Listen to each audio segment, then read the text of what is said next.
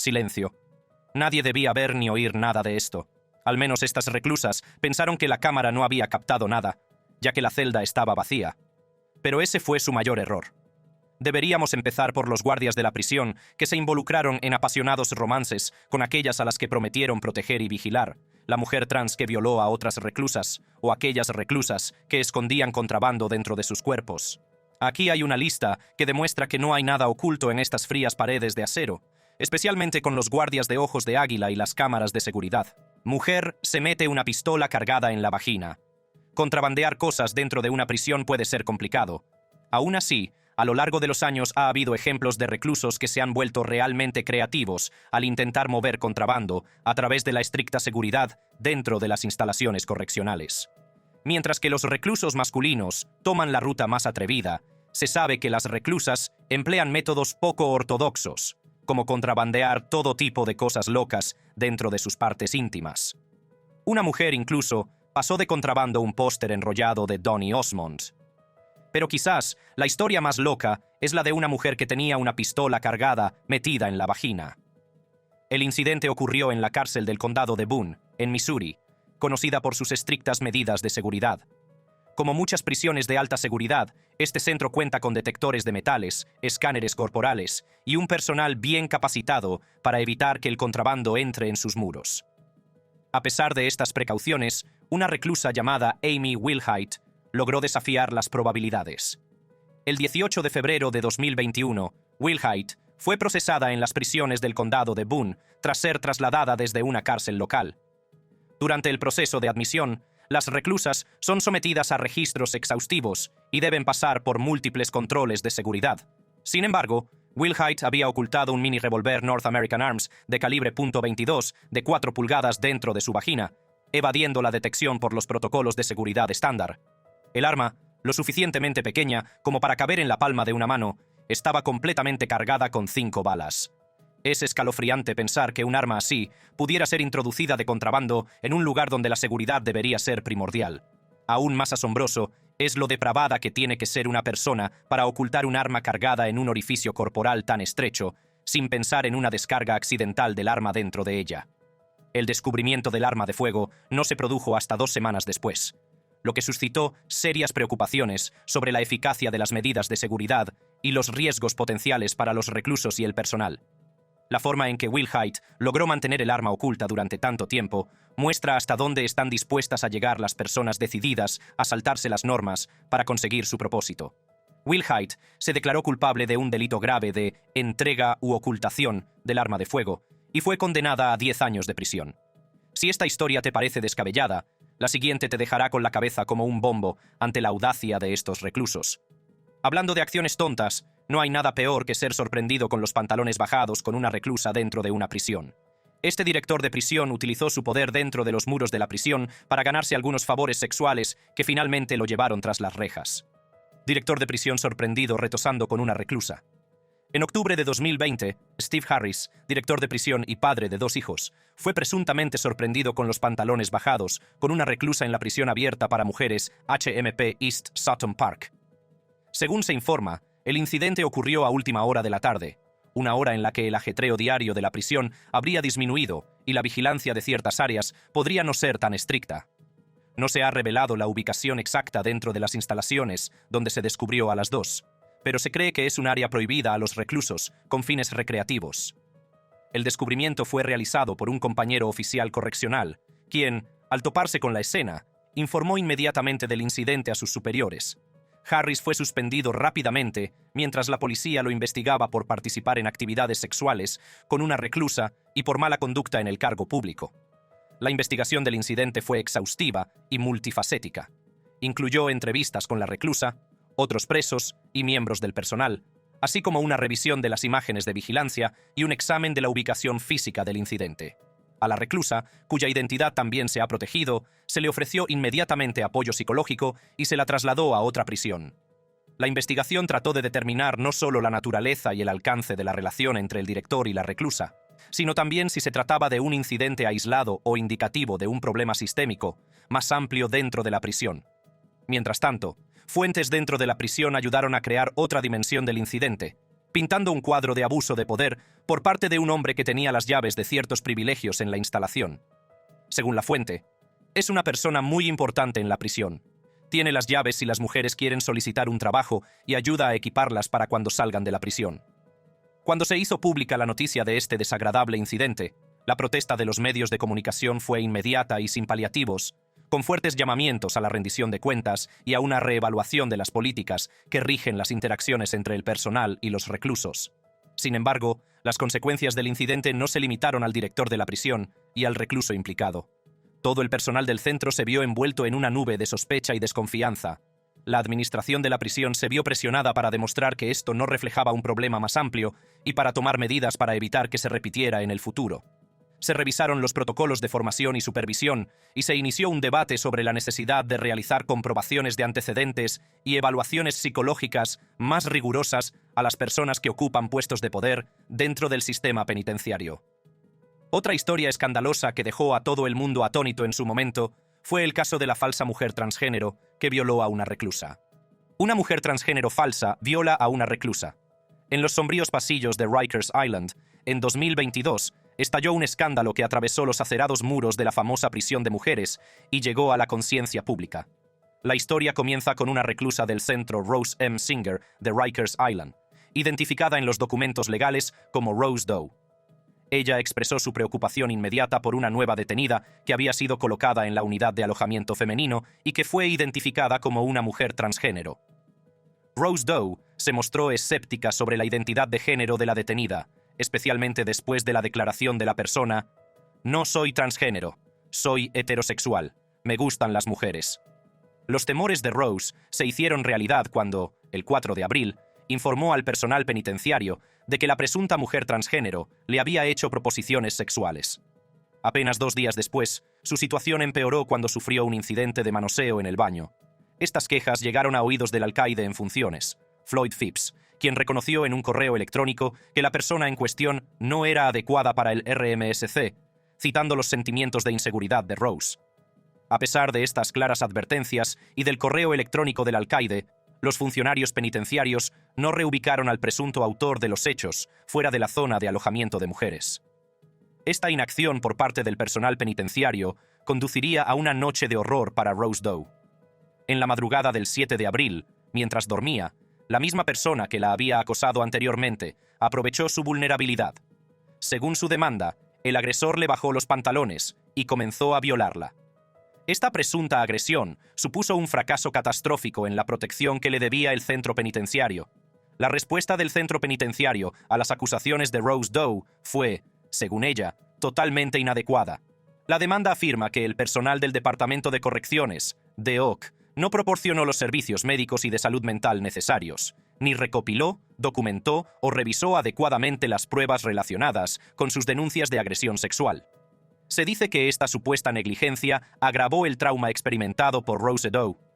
Las implicaciones de este incidente se extienden mucho más allá del caso individual. Nicholas Liakas, el abogado que representa a Rose Doe, expresó su preocupación de que tales incidentes puedan poner en peligro a la comunidad de reclusos transgénero genuinos, que han luchado durante mucho tiempo por el derecho a ser alojados de acuerdo con su identidad de género. El temor es que los impostores puedan socavar la seguridad y los derechos de los reclusos transgénero reales, lo que llevaría a un mayor escrutinio y a un posible retroceso de las acomodaciones ganadas con tanto esfuerzo para estas personas. Pasamos a un caso que conmocionó a la comunidad de Fresno, en el corazón del Valle Central de California. Las aventuras sexuales de Tina González con un recluso fueron tan atrevidas que sus colegas la apodaron «mente depravada». La mente depravada. Tina González, una funcionaria de prisiones de 26 años, parecía encarnar la dedicación e integridad que se espera de quienes visten el uniforme. Su función era mantener el orden y garantizar la seguridad de los reclusos dentro de los límites de la cárcel. Sin embargo, bajo la apariencia de profesionalidad, una serie de decisiones sentarían las bases para un escándalo que empañaría la reputación de la cárcel del condado de Fresno. El incidente que llevaría a la caída de González comenzó de manera sutil, con pequeñas infracciones que se intensificaron con el tiempo. Comenzó cuando González formó una relación inapropiada con un recluso. A medida que la relación progresaba, el juicio de González se fue nublando cada vez más. Empezó a introducir contrabando en la cárcel, proporcionando a los presos artículos estrictamente prohibidos, maquinillas de afeitar, un teléfono móvil e incluso alcohol. Estas acciones no solo comprometieron la seguridad de sus compañeros oficiales, sino que también hicieron que otros reclusos socavaran las mismas reglas que ella había jurado defender. La situación llegó a un punto crítico cuando González tomó la extraordinaria medida de hacer un agujero en sus pantalones de uniforme, un acto planeado que facilitaría sus encuentros sexuales. No fue un momento de pasión que salió mal. Fue un movimiento calculado que demostró un flagrante desprecio por la ley y sus deberes profesionales. Pero el acto de depravación de González no terminó ahí. Continuó teniendo una tórrida sesión de sexo con el recluso a la vista de otros 11 reclusos, una audiencia que subrayó la naturaleza descarada de la mala conducta de González. No se trató de un error de juicio aislado, sino de un espectáculo que dejaría atónitos incluso a los oficiales más experimentados. El ayudante del sheriff Steve McComas, antiguo jefe de González, describiría más tarde el incidente como una de las cosas más repugnantes que había encontrado en sus 26 años de servicio. McComas, junto con el resto del departamento, tuvo que lidiar con las implicaciones de las acciones de González, la erosión de la confianza, la posibilidad de chantaje y la amenaza a la seguridad de todos los que estaban en la cárcel. Las consecuencias del incidente fueron rápidas y graves. González fue arrestada en mayo de 2020, y los detalles de sus acciones comenzaron a surgir, pintando una imagen de una funcionaria penitenciaria que no solo no mantuvo los estándares de su profesión, sino que los subvirtió activamente. A pesar de su declaración temprana y la falta de antecedentes penales, González enfrentó las repercusiones de su mala conducta, recibiendo una sentencia de 7 meses de cárcel, seguida de 2 años de libertad condicional. Mientras que la mayoría de los infractores de la ley intentan mantener sus delitos ocultos, no se puede decir lo mismo de González o de estas reclusas de Puerto Rico que se lanzaron a la aventura, organizando un desfile de moda obsceno desde sus celdas. Las modelos atrevidas. En 2015, las reclusas de la prisión de Bayamón, en Puerto Rico, causaron revuelo cuando su provocativa sesión de fotos se hizo viral. Las mujeres se quitaron sus monos naranjas y posaron en pantalones cortos, blusas ajustadas y vaqueros, mostrando sus curvas y un maquillaje bien hecho.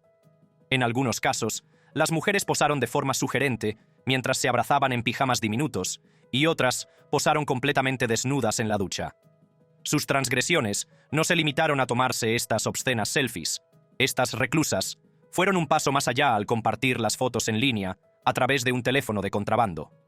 Las instantáneas conmocionaron al alcaide, y un periódico nacional publicó las fotos. Fue una gran vergüenza para el alcaide, así como para los oficiales de seguridad de la prisión, y como era de esperar, las acciones rebeldes de las reclusas tuvieron graves consecuencias. El alcaide ordenó una estricta represión y un intenso registro de los bloques de celdas, con perros rastreadores entrenados para encontrar el teléfono móvil utilizado para perpetrar el delito. Sin embargo, el registro condujo a descubrimientos aún más descabellados. Según una fuente de la cárcel, aparte de teléfonos móviles, los guardias de la prisión encontraron armas caseras y cuchillos dentro de las celdas de 2 mujeres que posaban en las fotos virales.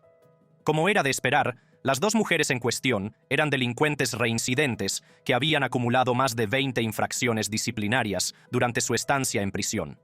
Su última travesura desnuda no era más que una nueva dimensión de su interminable apetito por romper las reglas y rebelarse. La detención de las 2 alborotadoras llevó rápidamente a descubrir a más mujeres que habían sido sorprendidas en el lío.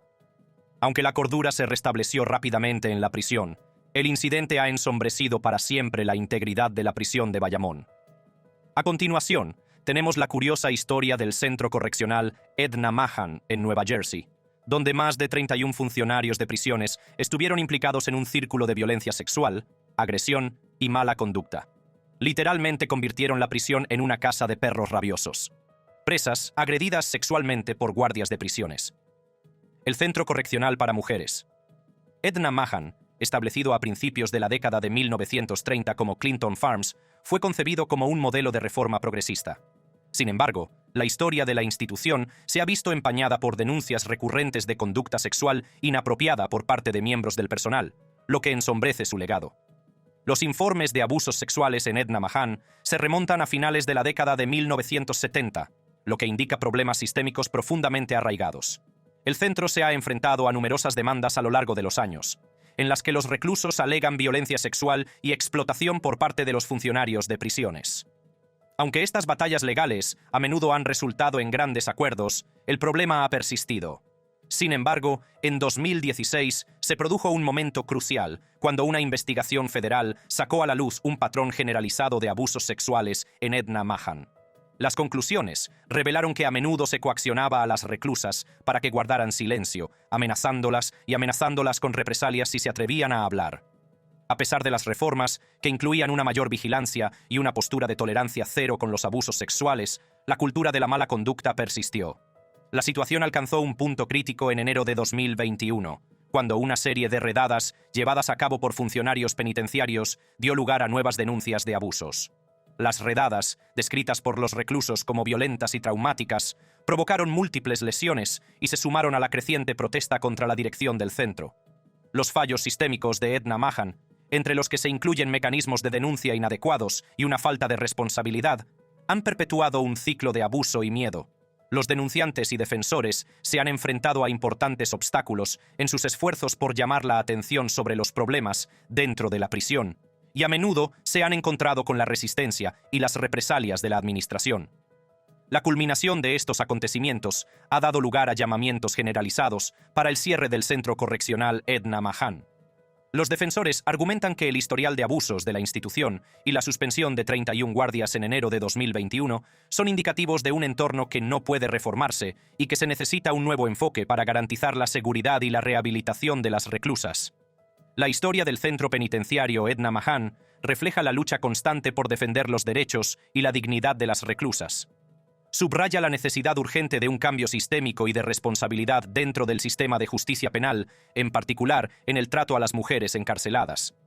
Siguiendo con el tema de los malos comportamientos de los guardias de prisiones, el siguiente caso muestra a una agente demasiado entusiasta que se muestra demasiado dura con una reclusa esposada.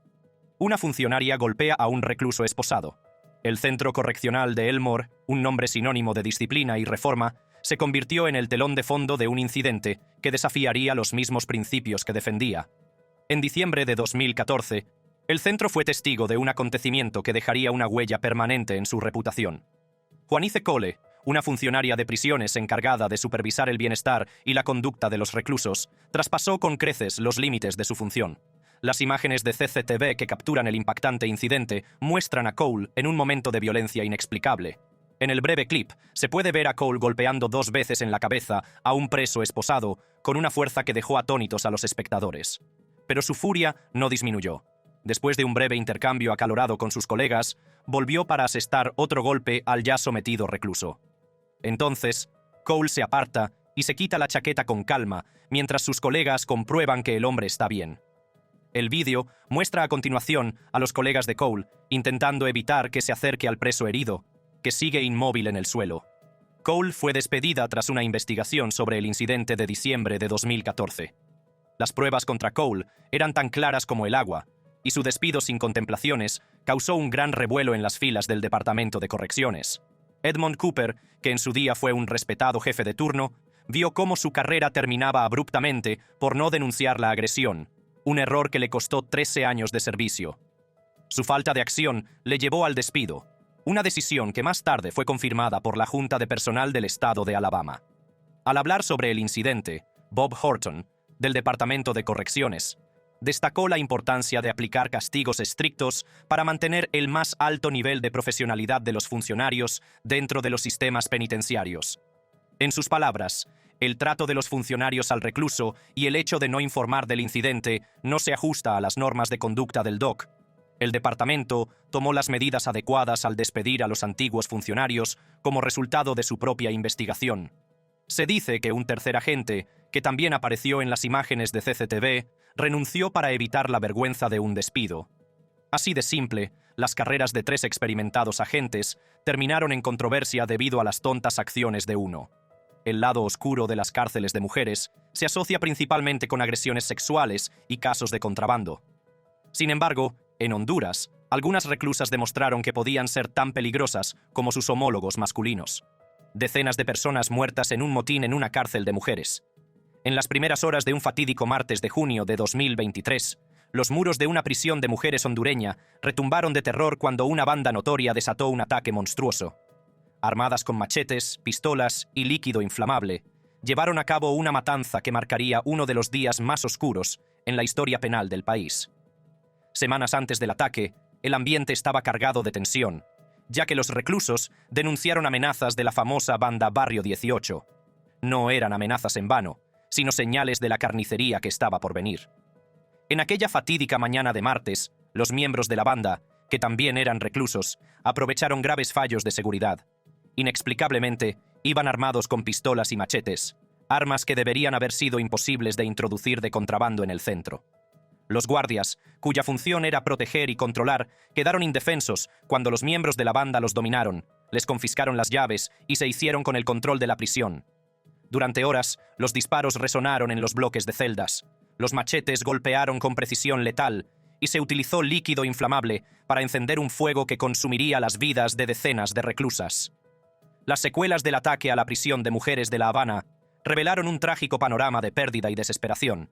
Los pasillos, antes llenos de las voces de las reclusas, ahora resonaban con un silencio inquietante, solo interrumpido por los sollozos de las familias afligidas, reunidas frente a las puertas de la prisión, desesperadas por recibir noticias de sus seres queridos. La respuesta de las autoridades fue rápida, pero plagada de preguntas difíciles. La presidenta Xiomara Castro, calificando el suceso de monstruoso, tomó medidas inmediatas destituyendo al ministro de Seguridad, Ramón Savillón, y nombrando a Gustavo Sánchez, jefe de la Policía Nacional, como su sustituto. Las autoridades también admitieron la posibilidad de fallos humanos, ya que los miembros de la banda no solo habían adquirido armas prohibidas, sino que también habían logrado destruir las cámaras de seguridad en lo que parecía ser un ataque meticulosamente planeado. Además, la gran cantidad de armas recuperadas, 18 pistolas, un rifle de asalto, 2 pistolas automáticas y 2 granadas, puso de manifiesto la gravedad del descuido. Mientras tanto, el impacto en las familias de las víctimas fue inconmensurable.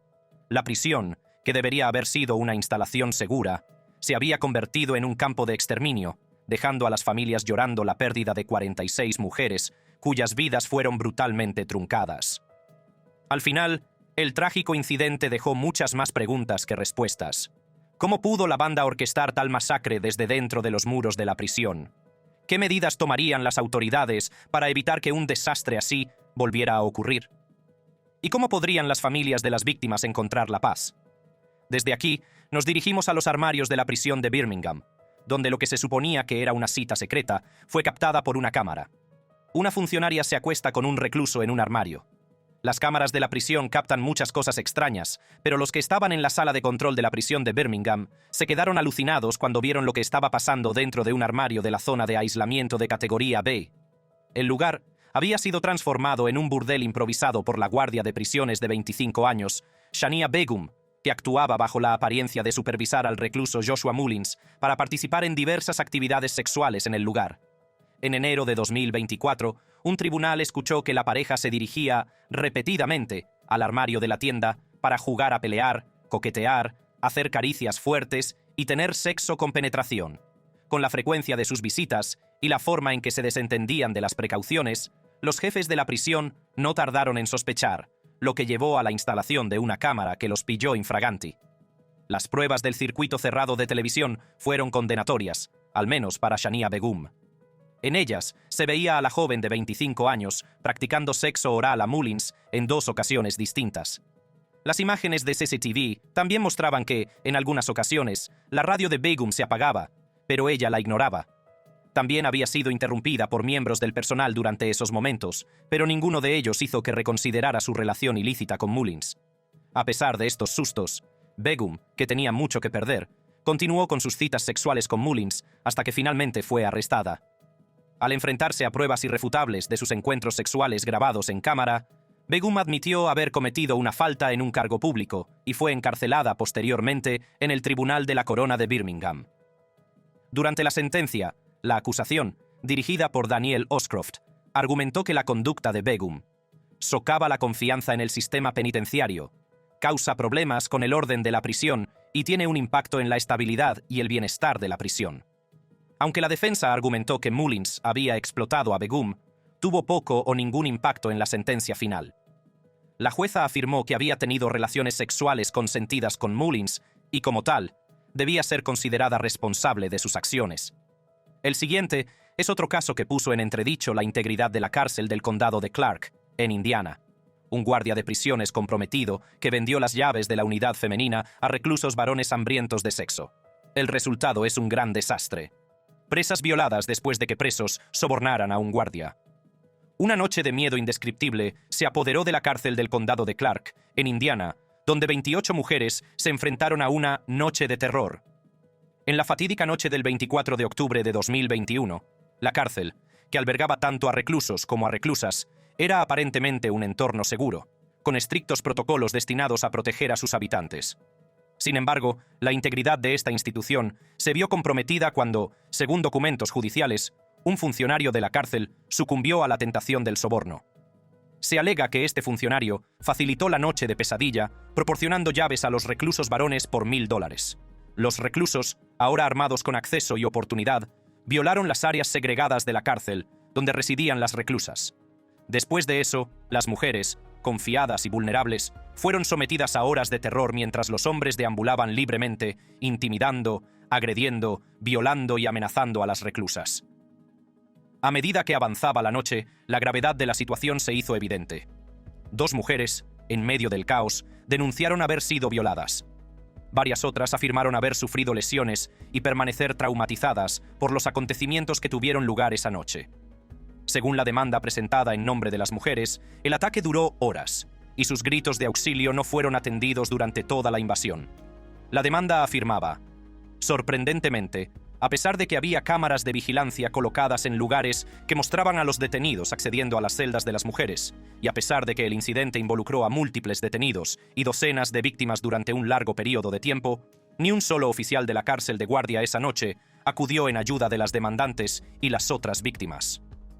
Tras el incidente, la cárcel del condado de Clark fue sometida a una intensa revisión.